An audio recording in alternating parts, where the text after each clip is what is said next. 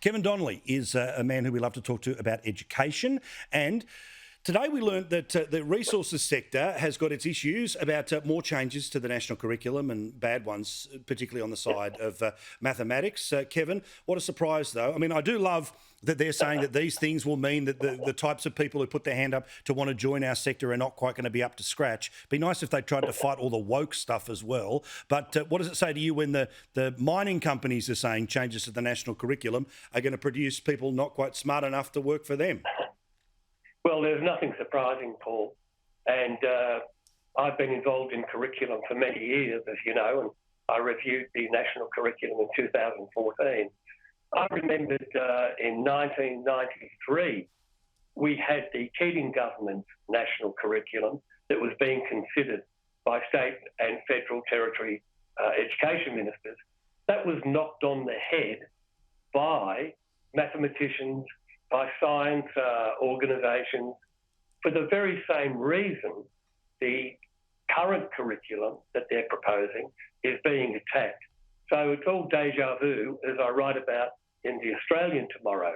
This has happened before, and it's a great shame that the so-called Conservative government, Scott Morrison, Alan Tudge, don't learn from history, because once you give the curriculum over to the woke cultural left who control the national curriculum body, ACARA, you'll keep getting the same problem. So we know that there's supposed to be this meeting that'll either thumbs up or thumbs down the national curriculum, but of course the federal government is but one of 9 voices that will have the chance to vote on that. So even if they were all in to oppose all of these changes, and let's imagine New South Wales joined them, maybe even Tasmania joins them, which way do they reckon that the far left governments of Western Australia, the ACT, the Northern Territory, Queensland and Victoria are going to be going in the next little while? So even if the federal government was all in opposing it, isn't the system that's in place where the states have an equal say to the federal government means that even a government willing to push back gets steamrolled? That's a good question to ask. And many years ago, somebody tried to explain to me what happened with taxation in Australia during the Second World War. And they talk about the vertical fiscal imbalance. Basically, what that means is that the government in Canberra is taking all of the taxation, all of the money, and then they give it back to the states and territories.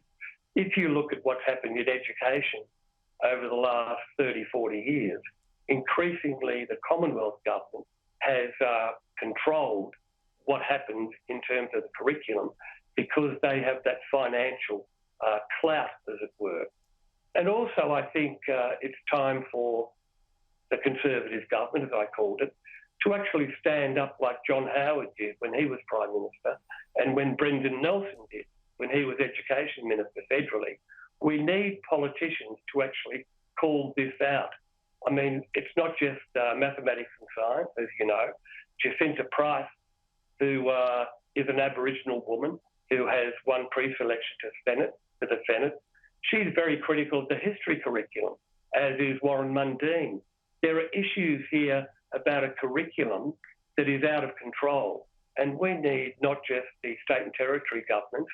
Hopefully, you never know with South Australia what will happen there, or Tasmania, but you want to do the best for our students. As you know, Paul, we're going backwards in mathematics and science in particular. Our students are a year behind students in Singapore, Hong Kong, Finland, and standards will only continue to fall if we don't get hold of this.